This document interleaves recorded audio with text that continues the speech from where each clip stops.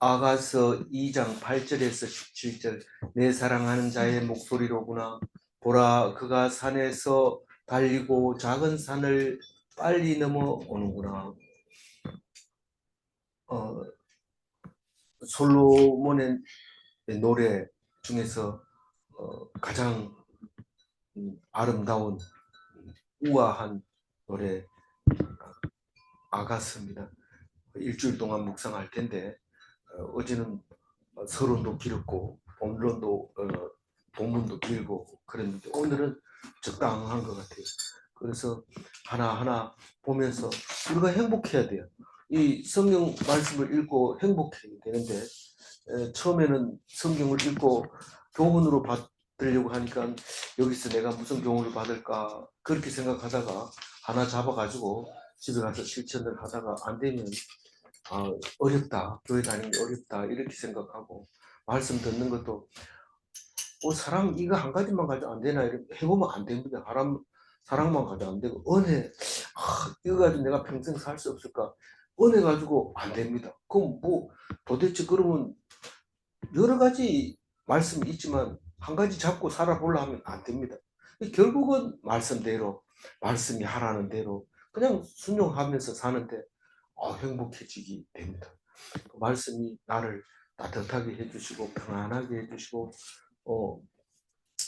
하늘 세상 걱정이 없어지고 장애자도 걱정이 없어지고 그리고 다른 사람들한테 무슨 말을 하는지도 모르는 사람한테 막 끌려다니고 이런 사람은 귀신 들린 거예요. 사실 뭐 예의를 갖춰가지고 말을 안 해서 그렇지 뭐 무슨 말을 하는지도 모르는데 막 얘기하면 좋아가지고 막 갑니다.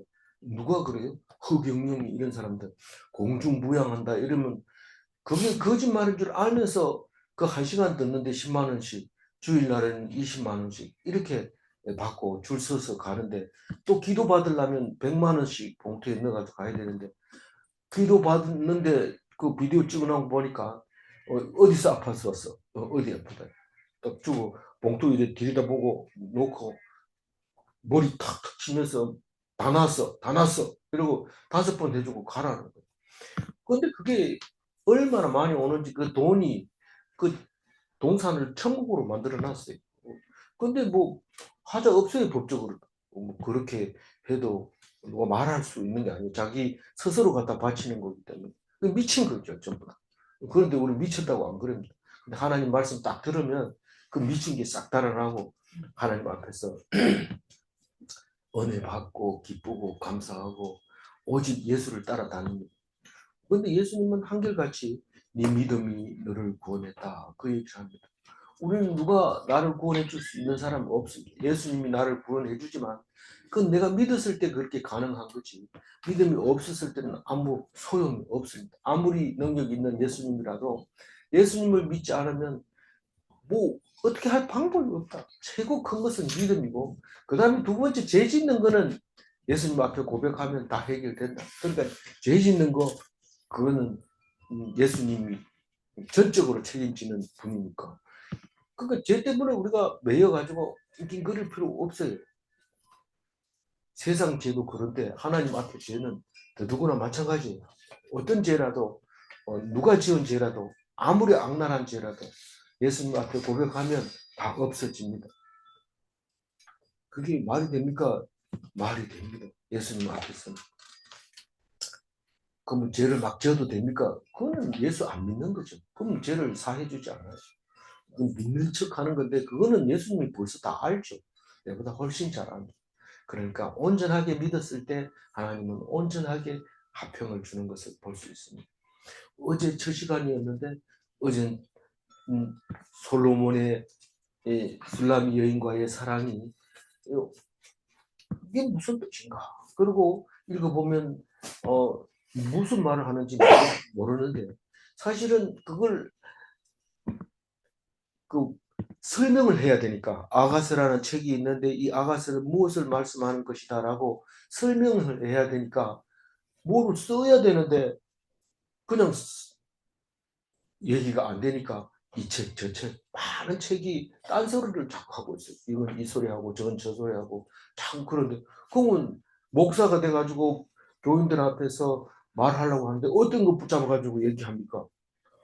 답답하고 머리가 뺑 도는데 어떻게 해야 될지 모르는데 에이 아가스 안 할래 이러면 그 자격이 없는 거예요. 그래서 아가스를 붙들고 죽으라고 이게 무슨 소리입니까? 라고 했을 때 다른 사람들이 말하는 소리가 안 들리고 이것이 하나님이 나에게 하는 소리로 들려요. 이게 들려요. 그래서 은혜 받고 그럽니다. 너 그 함부로 해석하다가 들려간데 너 혼난데 아니 목숨 걸고 하는 겁니다. 목숨 걸고 말씀을 해석합니다. 그래서 어떤 사람은 그 사람 말을 듣기도 하지만 어떤 사람은 안 듣습니다. 지금 저 사람은 뭐 공부한 것도 없는데 이렇게 얘기할 수 있어요. 그래서 우리는 남이 뭐라고 하더라도 뭐 내 생각에는 이런 생각할 필요 없어요. 나는 다 내 생각을 하지 뭐 남의 생각을 내가 얘기합니까? 내 생각에는 이런 소리 하지 말고 이런 소리로 들립니다. 이런 소리로 읽어집니다. 하나님이 이런 위로를 줍니다. 그러나 나눔할 때 반대로 이건 뭔 소리인지 모르겠어요. 난 안 읽을래요. 이렇게 하면 그건 나눔이 아니에요. 그건 아니고 이 말씀에서 은혜 받은 이야기만 합니다. 없으면요. 없으면 그냥 듣기만 해도 돼요. 그게 나눔이 그게 은혜가 되는 것입니다. 그래서 첫 시간에 보면 이게 솔로몬의 노래가 하나님을 찬양하는 노래고 솔로몬의 관계가 그 하나님을 찬양하는 노래, 백성을 위로하는 노래, 백성을 사랑하는 노래 그런 노래라는 것을 알게 되고 하나님이 성도를 사랑하고 성도가 말씀을 사랑하는 모습을 적나라하게 자세하게 잘 기록해서 참 감사했습니다. 오늘은 8절부터 천천히 읽어보면 어제 말씀 속에서 우리가 꼭 기억하고 싶은 게 있을까요? 어제는 양이 많아서 그냥 쉽게 넘어갔는데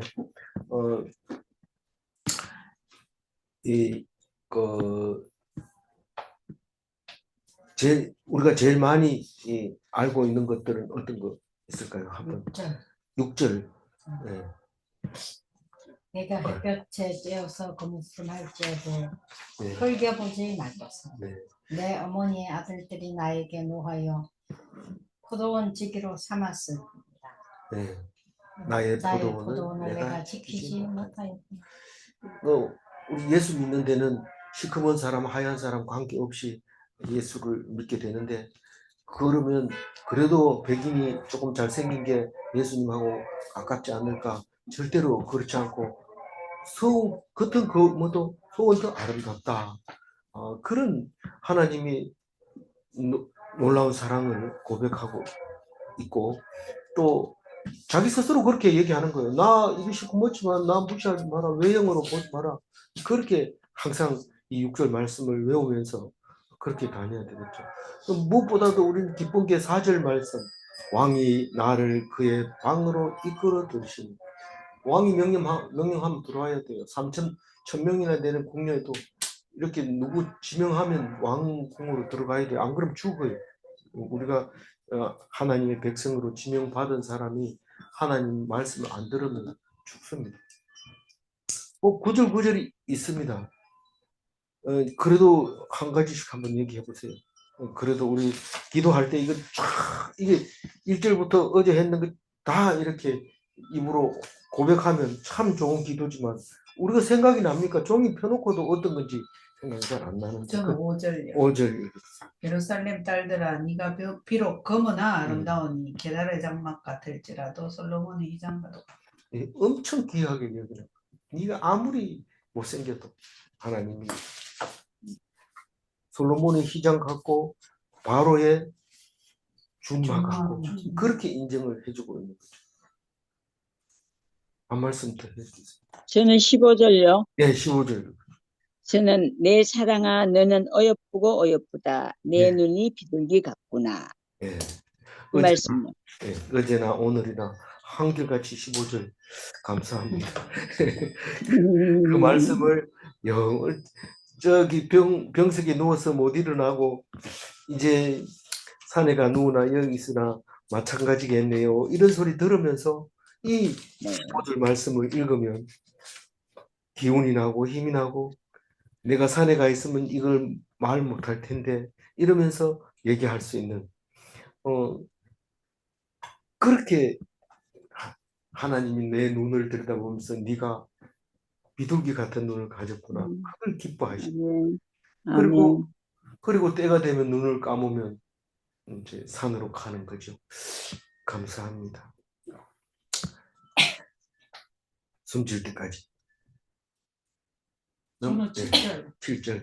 네. 네. 예루살렘의 딸들아, 네. 내가 노루와 들사슴을 두고 너희에게 부탁한다. 네. 내 사랑 원하기 전에는 흔들지 말고 깨우지 말지니라. 네. 이 말씀이 오늘 중심 말씀도 그 노루와 들사슴 이야기 나오죠. 그 부부 사이에 있는 예루살렘 딸들아, 성도들아, 하나님과 부부 사이를 두고 우리가 사랑하자. 그런데 잠에서 일어날 때까지 깨우지 말고 기다려라. 우리는 얼마나 오랫동안 기다려야 될까요? 상당히 오랫동안. 일어나면 감사하고 못 일어날 때까지 기다려야 돼. 그게 필용적인 삶을 사는 모습 같습니다. 오늘 본문이 좀 짧아서 제가 앞에 거 좀 시간 내서 봤습니다. 8절 보면은 내 사랑하는 자의 목소리로구나. 그러면 여기서는 이 솔로몬일까 아니면 술라미 여인일까 모르지만 뒤에 보면 무슨 말인지 압니다. 그가 산에서 달리고 작은 산을 빨리 넘어오는구나. 우리는 이 말을 읽으면 무슨 말인지 잘 모릅니다. 그런데 성경을 묵상을 많이 했거나 유대인들 같으면 이게 무슨 말인지 압니다. 산을 달리고 작은 산을 빨리 넘어오는 사람의 발은 어떤 사람의 발일까요? 기쁜 소식을 듣고 뛰어오는 사람의 발입니다.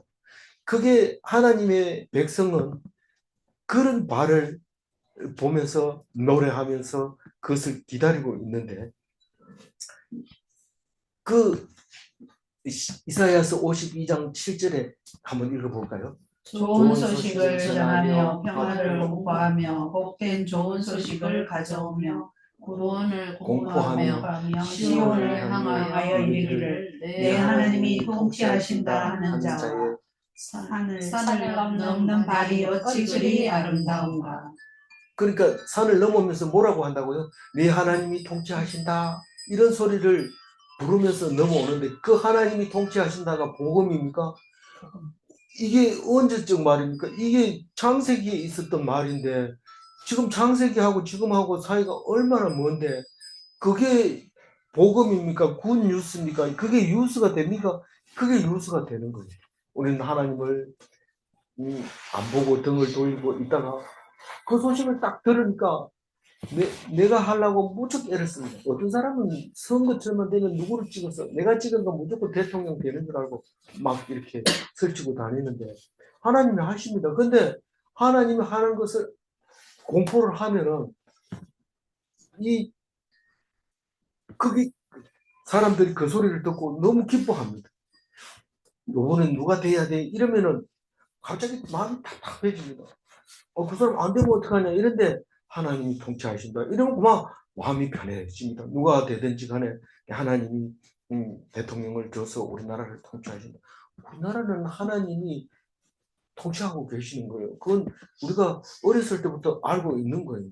근데 아니라고 믿는 사람은요. 맨날 데모하죠. 그 사람 뭐 평생 계속 데모해도 속이 시원하지 않습니다. 네 평생 동안 데모만 하다가 그 되냐 이러니까 그래도 이거는 우리가 고쳐야 된다. 고치는 거 보지도 못하고 죽어요. 그런 글을 많이 합니다. 기독교인 중에서도 그런 얘기를 많이 합니다. 우리 기독 교수 중에서 학교 보직을 맡아가지고 잘하고 있는 또 믿음 생활도 잘하고 있는 그분이 학교 법이 틀렸다고 법을 고치고 가겠다고. 그걸 법을 고치려고 하니까 다 미워하는 거예요. 총장도 미워하고 직원들도 미워하고 다 미워하는데 어떻게든지 이걸 고치고 나가겠다고. 그래서 제가 그거 하지 말고 그냥 하나님 찬양하면서 즐겁게 살면 안 돼요. 그래.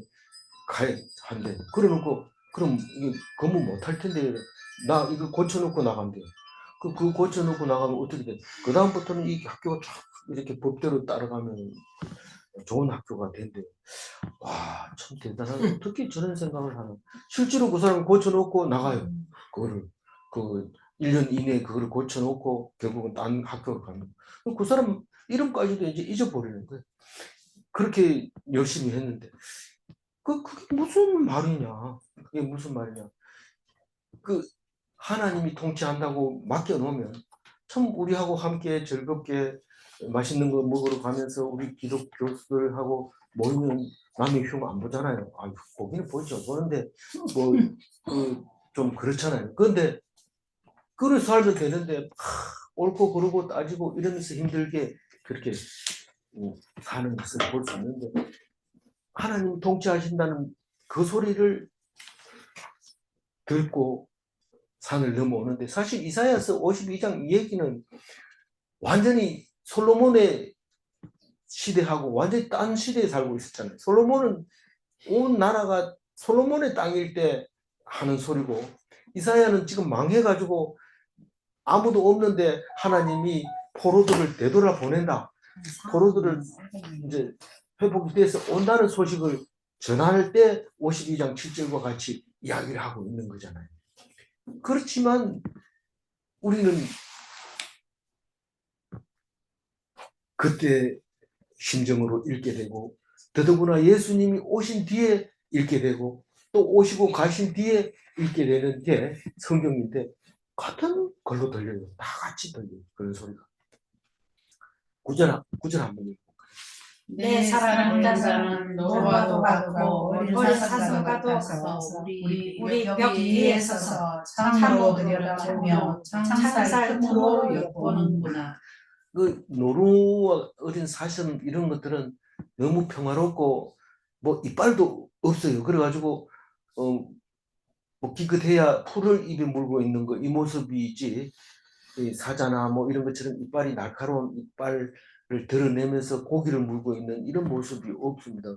그러니까 우리가 남녀 사이에 노루와 어린 사슴과 같은 그렇게 안 보이면은 그 어디에 품 안에서 누워가지고 들에서 노래 부르고 있을 수 있겠어요. 그 노루와 어린 사슴 같은 모습을 보고 있는데 그게 누구냐면 하나님의 백성입니다. 사랑하는 자입니다. 그 백성은 노루 같고 어린 사슴 같아요. 무슨 얘기를 해도 화를 안 내고요. 뭐 슬픈 일이 있어도 그렇게 울지 않고 눈망울만 멀뚱하고요. 그래서 노루와 어린 사슴 같아요. 그런데 그러면서도 자꾸 궁금해해요. 그 뭐 그냥 돼지처럼 그냥 먹을 걸 향해서 막 파두지고 누가 잡아먹으러 오면 쏘살같이 달아나고 이런 노루 어린 사슴이 아니라 궁금해가지고 이렇게 들여다보는 거예요. 벽 뒤에 서서. 우리 벽 뒤에 서서 이러면 이 구절 한 절 안에서도 이게 그림이 잘 안 그려집니다. 노루와 어린 사슴은 덜에 있고 우리 벽 뒤에는 뭐가 있다는 겁니까? 근데 이 말을 세번역에서는 어떻게 했느냐면 벌써 우리 집 담 밖에 서서 이렇게 번역했어요. 우리 벽 뒤에 서서 이 말을. 그러니까 다시 말해서 노루와 어린 사슴이 빨리 달리는 것을 가지고 와서 의역을 한 거죠. 근데 우리 이 노루와 사슴이 방 안에 뭐가 있나 하고 이렇게 궁금해서 들여다보고 있는 거예요. 이걸 들여다본다는 것은 우리가 항상 창 밖에서 안으로 들여본다 이러면 그 안에는 무슨 일이 일어나니까 그걸 들여다보려고 할까요? 남녀가 사랑하는 거. 그걸 보려고 해요. 어떻게 그런 생각을 합니까? 우리 결혼식 옛날에 하면은요. 그 문구멍이 다 구멍이 나 있어요. 창호지에 구멍이 뚫려가지고. 그 왜 그러냐.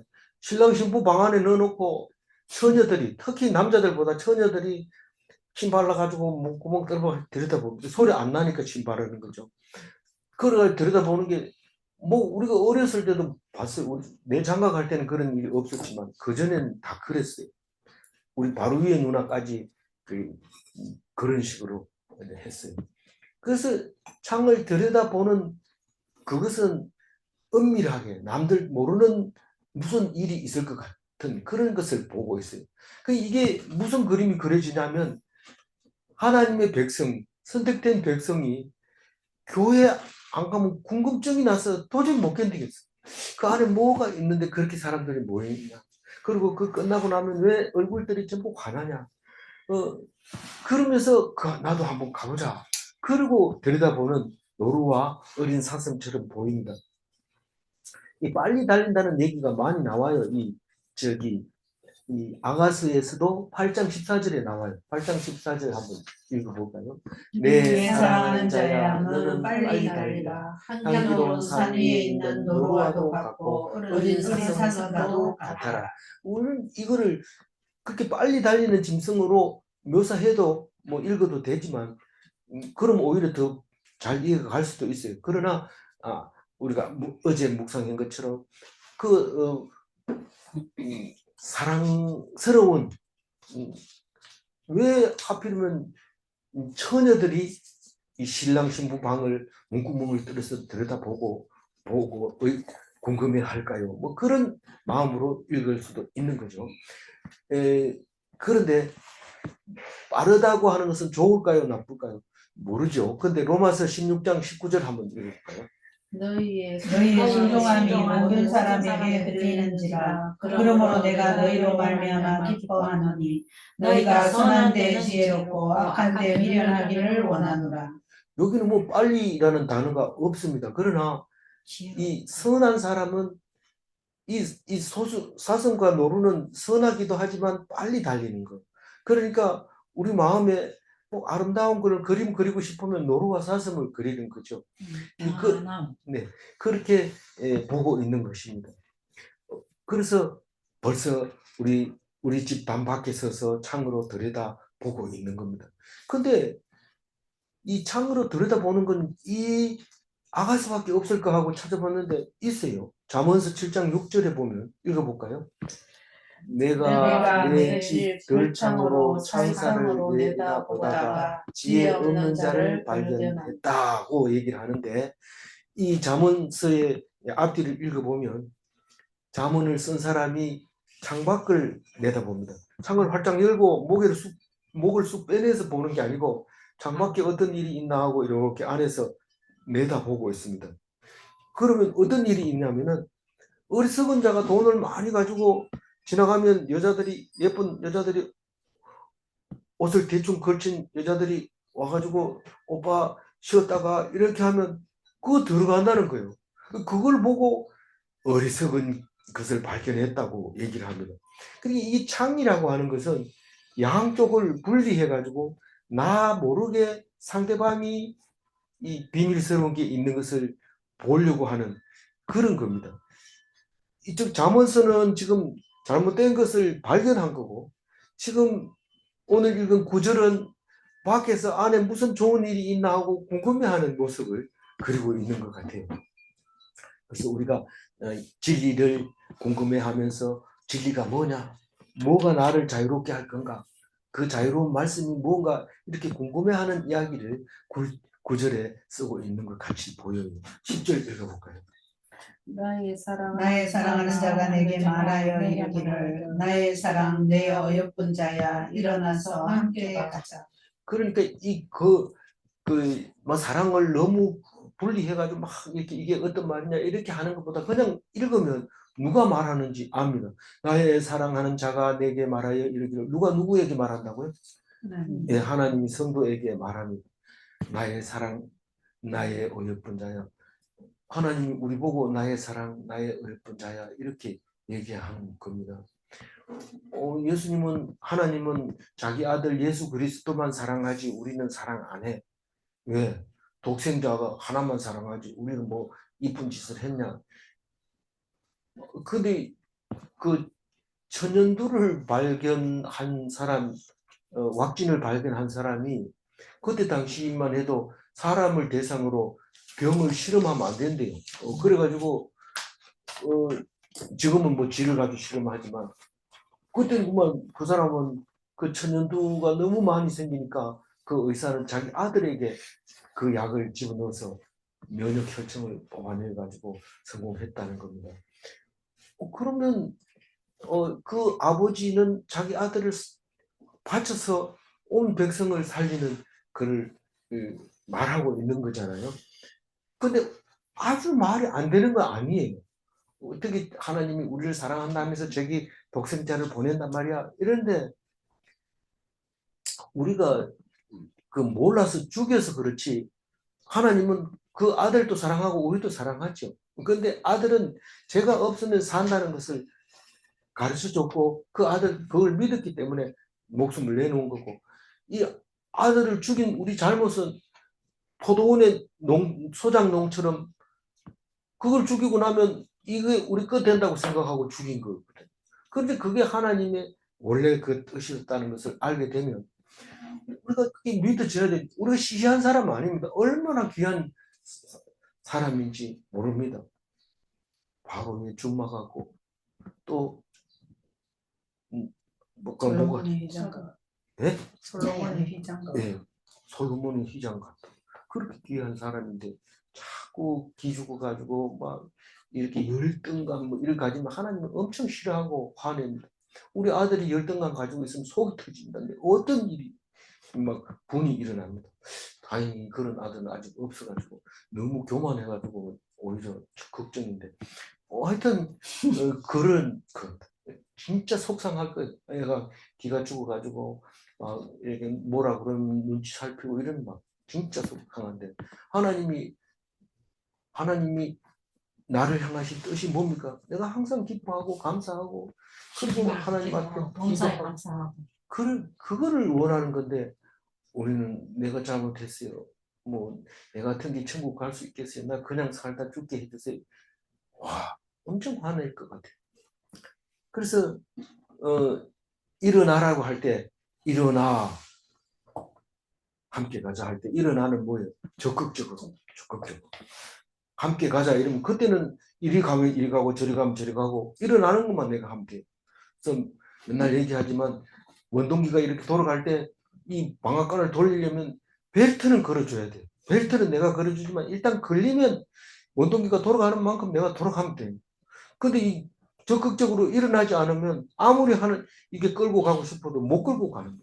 이 적극적 완전 피동이 하나님이 주시는 우리에게 능력이고 그게 원하는 것이고 하나님이 원하는 것이고 그게 네가 작은 일에 충성했다고 하고 그보다 더 큰 사랑이 없다고 얘기를 하는 거죠. 그래서 이 마태복음에 똑같은 말이 일어나 함께 가자 이런 말이 있어요. 누가 했을까요? 한번 읽어볼까요?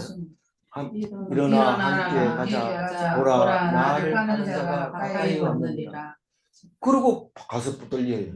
그러고 나서 붙들려. 그래서 일어나 함께 가자 이 말은 니하고 내하고 떨어질 수 없다. 뭐 하나다. 그 얘기를 합니다. 나의 사랑이 누구라고요? 우리라고. 하나님의 사랑.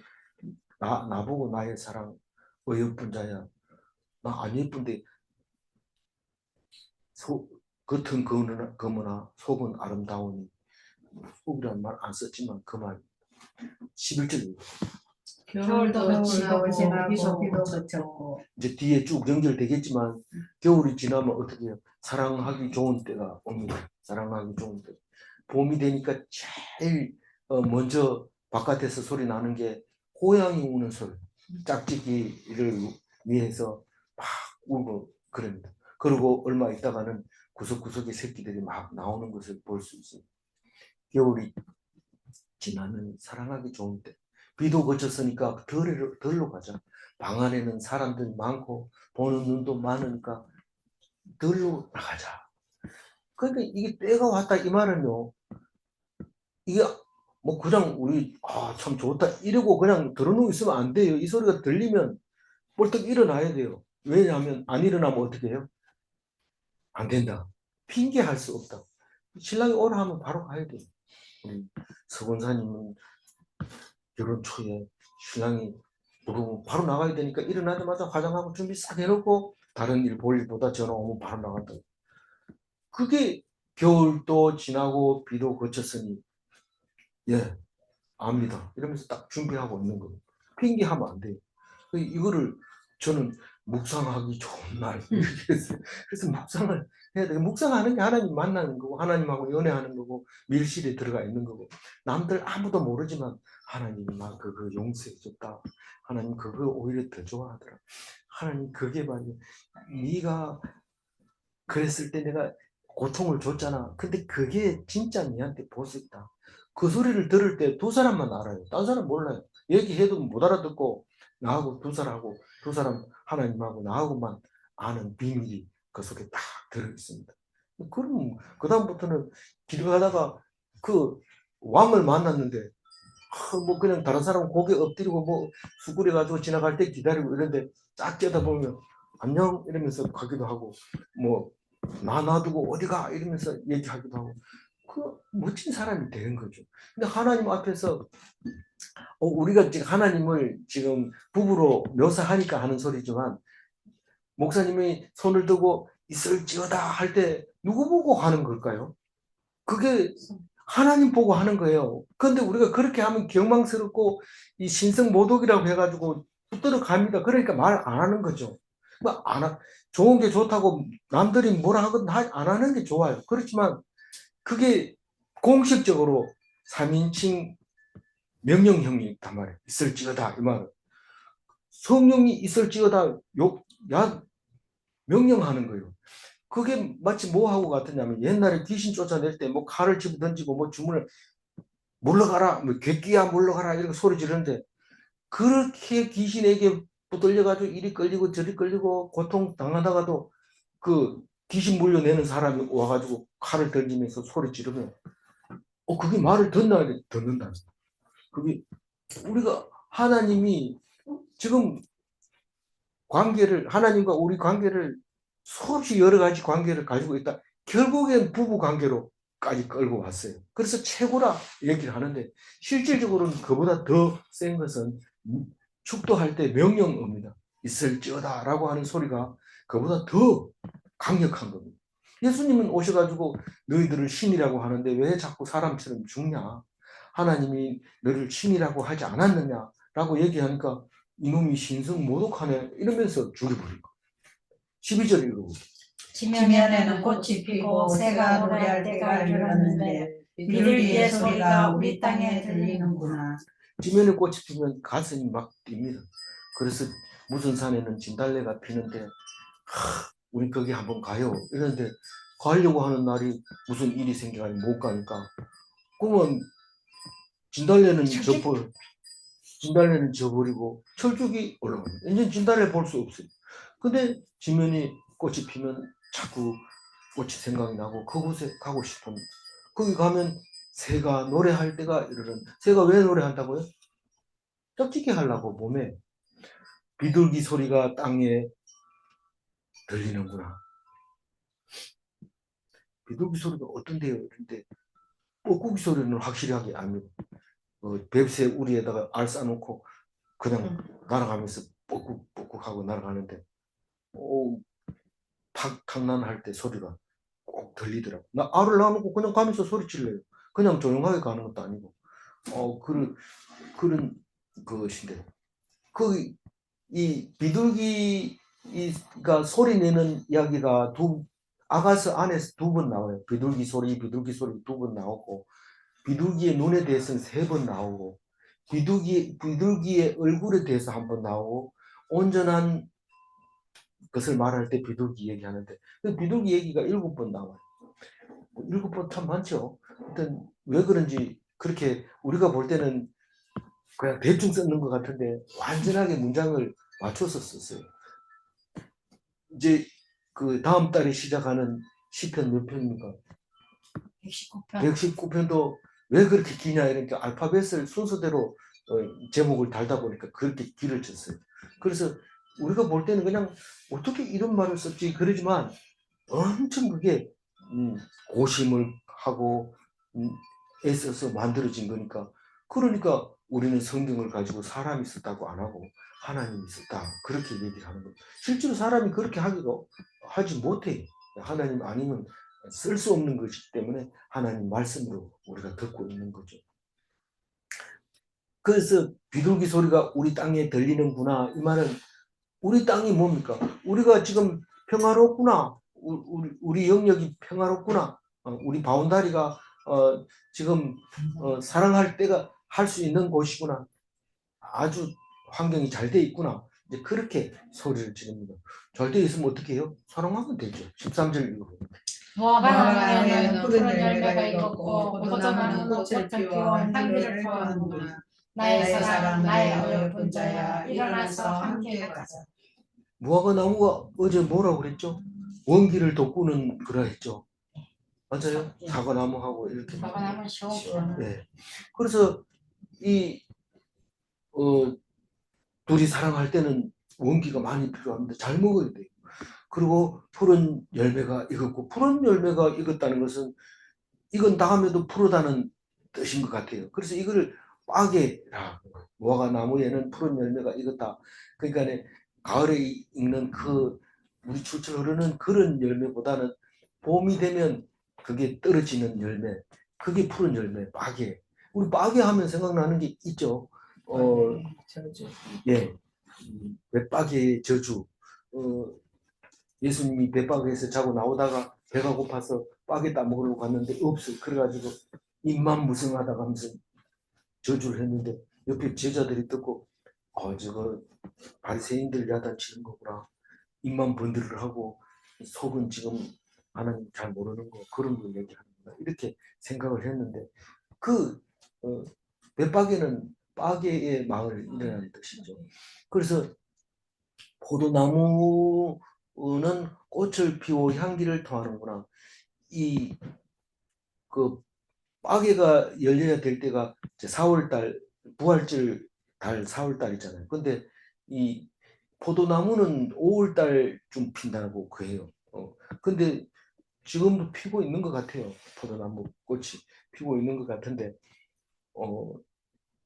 이 왜 포도나무 얘기를 할까요? 그런데 지금 저 술라미 여인이 포도를 맡아가지고 지금 지키고 있거든요. 그런데 아마 그 포도밭에서 사랑을 나누어야 될 일이 생긴 것 같아요. 그래서 나의 사랑, 나의 어여쁜 자야 일어나서 함께 가자. 그 앞에 있었던 얘기하고 똑같은데 무슨 말이에요? 왜 두 번 얘기해요? 한 번 얘기하면 되지. 아내를 데리고 갈 때 한 번 얘기가 됐으니까 두 번 얘기하고 세 번 얘기하고 이러는데 동행하고 싶어하는 간절한 하나님의 마음, 그 마음, 남편의 마음. 근데 이 이야기가 나와 함께 가자 이 얘기가 두 번만 나올까요? 세 번, 네 번, 다섯 번 나와요. 4장 8절에도 나오고 6장 1절에도 나오고 7장 11절에도 나의 사랑, 나의 그 예쁜 자야 일어나 함께 가자. 얼마나 하나님이 나를 부르. 저는 뭐 아내가 많지 않고 한 사람밖에 없습니다만 이 어디 여행 가면은 맨날 아내 찾느라고 쳤습니다. 어떤 때는 가다가 갑자기 없어집니다. 그럼 추월하고 찾다 보면 화장실에서 나오는데 갈 때 좀 얘기해라 이랬는데 급한데 뭐 저 멀리 있는데 없으면 갔는 줄 알지 뭘 그러냐고 이러면서 야단치면은 그렇게 성질 났던 게 또 야단 맞고 조용해지고 이렇게 하는 것을 경험하게 됩니다. 이 남편은 지금 계속 아내를 찾고 있는데 하나님은 우리가 눈에 벗어날까봐 열심히 찾고 또 같이 가자고 자꾸 그렇게 애쓰고 있습니다. 14절. 바위 틈 낭떠러지 은밀한 곳에 있는 나의 비둘기야 내가 내 얼굴을 보게 하라. 내 소리를 듣게 하라. 내 소리는 부드럽고 내 얼굴은 아름답구나. 비둘기는 어디 있다고 그래요? 낭떠러지 은밀한 곳에 비둘기가 있어요.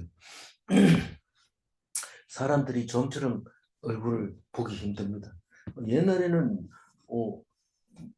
처녀들이 밖에 나가려면 뭐 뒤집어야 되고 또 얼굴을 잘 안 보여줍니다.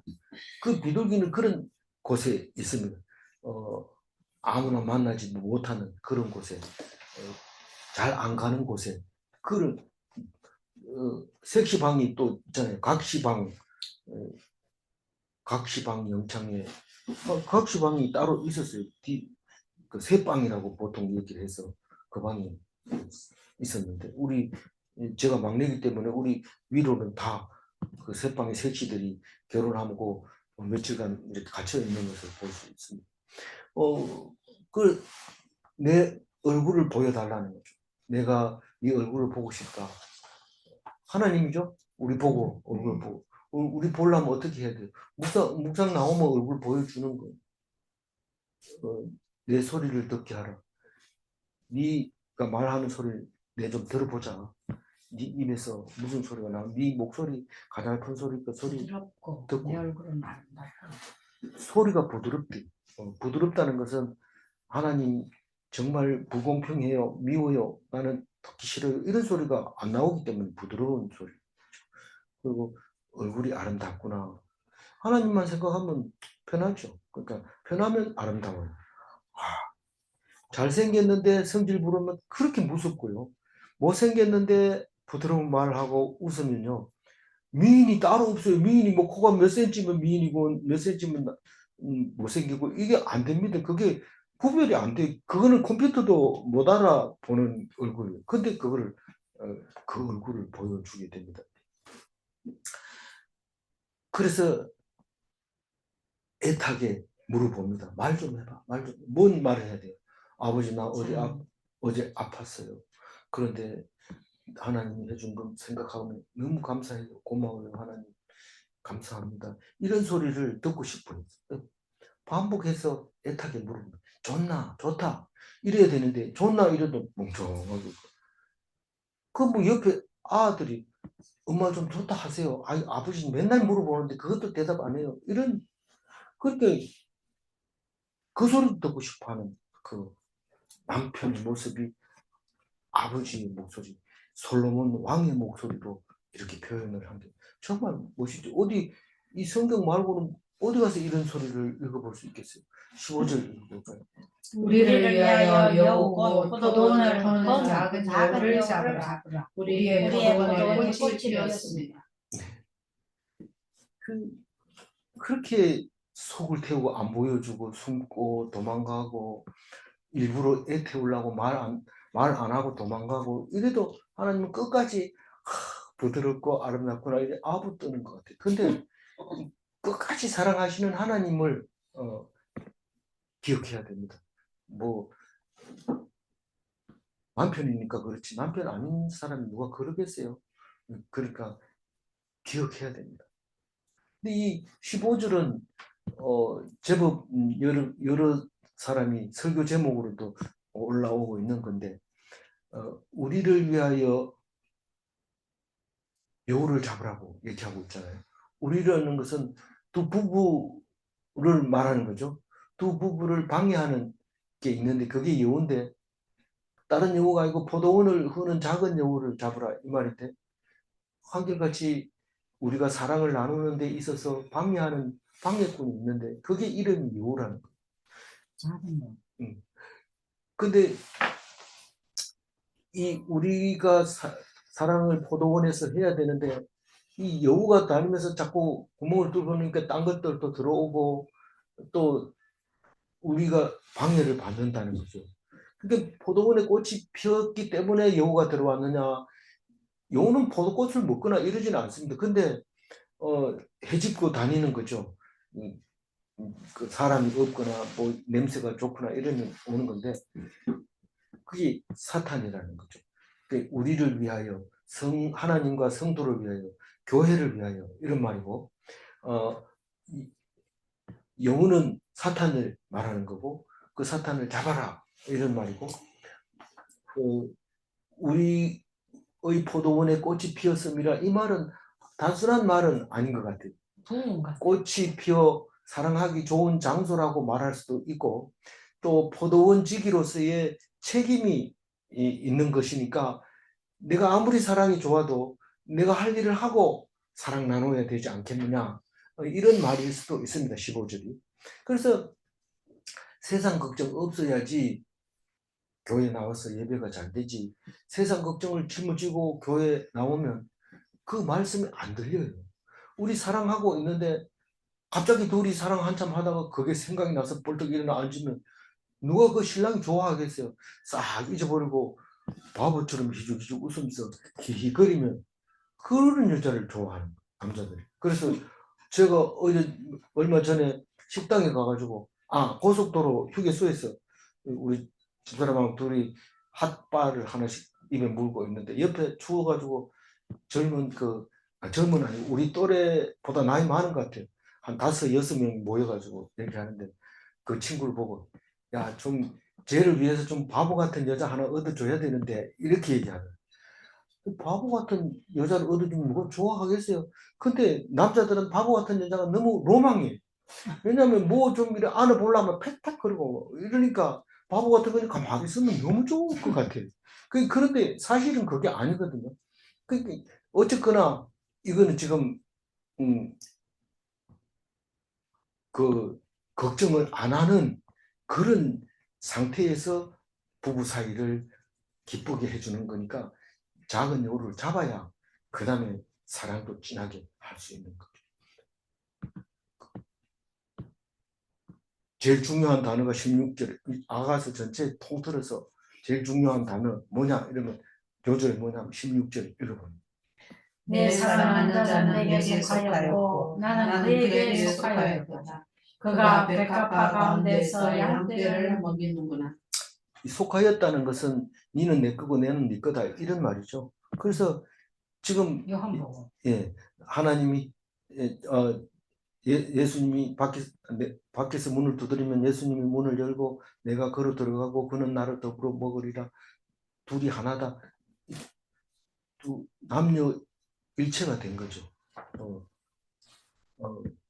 부부 동체가 되는 거죠. 그가 백합화 가운데서 양떼를 먹이는구나. 포도원지기도 하면서 양떼도 먹이면서 저 위에 1절인가 2절인가 가면 염소를 먹이는 거죠. 염소도 먹이고 양떼를 먹이고 포도원도 지키고 그게 누구예요? 하나님 백성은 다 그런 거 하는 거예요. 근데 세상 일을 하면서 백합화 가운데서 양떼를 먹이면 얼마나 좋을까요? 꽃이 피고 이 백합화는 지금 아름다움을 얘기하는 겁니다. 천국 동산에 가면 이제 동산 지금 안 나오지만 뒤에 쭉 나오겠지만 천국 그 에덴 동산을 얘기하는 거예요. 꽃이 피고 너무 좋은데 거기서 양떼를 먹으면 좋잖아요. 뭐 가시가 나고 엉겅퀴가 나고 뭐 그 도깨비 풀이 자라고 쑥이 자라고 이런 데서 양을 먹으면 굉장히 불편해요. 근데 아름다운 꽃이 피어 있을 때 양을 먹으면 그럼 우리가 너무 멋있는 어떻게 하면 하나님이 내 안에 내가 하나님 안에 있으면 그렇게 멋있는 그 내 할 일을 세상에서 할 일이 있는 겁니다. 그런데 꼭 양떼를 먹여야 되냐 염소 먹이면 안 되냐 이런데 요한복음 21장 17절에 보면 부활하신 예수님이 누구 보고? 요한 보고 얘기합니다. 세 번 아니 요한 보고 얘기해. 베드로 보고 얘기합니다. 베드로 보고 네가 나를 사랑하느냐 세 번 얘기합니다. 네가 내 어린 양을 쳐라 내 양을 먹이라 내 양을 치라 뭐 그렇게 나옵니다. 그래서 양을 치는 거예요. 그 하나님 백성을 길러내는 거. 양을 먹이는 거를 입을 딱 벌리게 해서 풀을 뜯어가지고 입에다 막 쑤시어 넣습니까? 그렇게 안 해요. 그럼 죽어요. 어떻게 해요? 그냥 놔두고 자꾸 양식만 대주는 거예요. 풀이. 그러니까 자꾸 말씀 묵상하고 나눠주고 이렇게 하면 지나가면서 하나 듣고 또 저러가면 듣고 우리 생각에는 욕심 같으면은 우리 자녀들 다 매 시간 들어와가지고 말씀 듣고 은혜 넘치고 눈물 줄줄 흘리면서 막 이러면 좋겠죠. 근데 그럼 죽어요. 살지를 못해. 그래서 우리는 그냥 양떼를 먹인다 이 말은 말씀을 가지고 계속 이렇게 하는 거예요. 그러다 보면 이 사람 이 양이 좀 잘 사는가 싶으면 또 어디 갚고 또 없는 게 또 나타나기도 하고 그렇게 이제 하는데 어떻게 하면 그렇게 된다고요? 하나님이 내 안에 내가 하나님 안에 있을 때 그 백합화 가운데서 양을 먹일 수 있다. 그 얘기를 하고 있습니다. 엄청 귀한 얘기인데 어떻게 아가서에 그런 얘기가 나올까요? 그러니까 감격하죠. 17절 마지막 절 읽어봅니다. 내 사랑하는 자야 날이 저물고 그림자가 사라지기 전에 돌아와서 베델 산에 노루와 어린 사슴과 들지어다. 베델의 산에 노루와 어린 사슴이 뭔지 몰라요. 그러나 이 사람은 이 얘기하고 저 사람은 저 얘기하지만 이 얘기 저 얘기 들을 필요 없이 베델의 산의 이 노루와 어린 사슴이 어떻게 되냐, 이렇게 보면 산이 이건 노루 같고 이건 어린 사슴 같아. 그래 저걸 베델의 산이라고 부른다. 그래서 그 산만 보면 행복해져. 두 노루와 사슴이 사랑을 하고 있는 것 같은 느낌이 들어요. 뭐 다른 생각이 들 필요도 없어요. 그렇게 돼요. 근데 그렇게 그 베드레 산처럼 그렇게 하자, 그렇게 같을지라, 이렇게 하자도 아니고 같을지라 축복하고 있는 거죠. 그런데 그게 언제 그렇게 하라고요? 사랑하는 자야, 날이 저물고 내 그림자가 사라지기 전에 내 백성아, 아니면 내 아내야, 날이 저물고 그림자가 사라지는 게 뭐예요? 황혼이 오는 거죠. 황혼이 온다는 것은 조금 있으면 무덤으로 간다는 겁니다. 가기 전에 사랑 좀 나눠보자 이 말이죠. 이 성경 읽을 때는 벌써 힘이 다 빠져가 사랑할 때도 없는, 못하겠는데 이렇게 얘기하면 안 됩니다. 이거는 말씀으로 하나님과 나와의 관계이기 때문에 우리는 얼마든지 목숨 끊어지기 전까지는 부부 사랑을 나눌 수 있습니다. 실제 하나님과 나와의 관계는. 그래서 황혼기가 오기 전에 나누어야 할 사랑은 결국 늙어서 못하는 사랑이다. 그러니까 총명할 때, 머리가 있을 때, 생각을 할 수 있을 때 그렇게 우리가 사랑해보자. 하나님 이 정도 부르는데도 꼼짝도 안 하고 있으면 어떻게 해요? 혼납니다. 얼마나 혼날까요? 바람 피운 아내처럼 혼납니다. 남편이 진노하면 무섭습니다. 보통 사랑스러울 때는 이래라 하면 이래고 저래라 하면 저랬지만 말 안 들을 때는 굉장히 무섭습니다. 17절 다시 읽고 마무리할게요. 내 사랑하는 자야 날이 저물고 그림자가 사라지기 전에 돌아와서 베델 산에 노루와 어린 사슴과 들지어다. 야다는 부부처럼 아는 것을 말합니다. 하나님은 우리가 야다하기를 원하십니다. 질문합니다. 아가는 하나님과 우리를 부부관계로 노래하는가? 질문 2. 성도가 하나님을 아는 것은 황홀한가? 안다는 것은 너무 감사한 거죠. 기도하겠습니다. 하나님과 우리 사이를 설명 여러 가지로 해서 66권을 만들어 줬지만 그 중에서도 가장 차원이 높고 극치에 달하는 것은 아가스라는 것을 알게 해주셔서 감사합니다. 이 말씀이 우리에게 전해져서 정말 그보다 더 귀한 사랑이 없게 하여 주시고 목숨을 바치게 하시고 뜻을 바치고 마음을 바치고 힘을 다할 수 있도록 도와주옵소서. 인도하여 주실 줄 믿습니다. 믿고 감사드리옵고 우리 주 예수 그리스도 이름으로 기도 올리옵나이다. 아멘.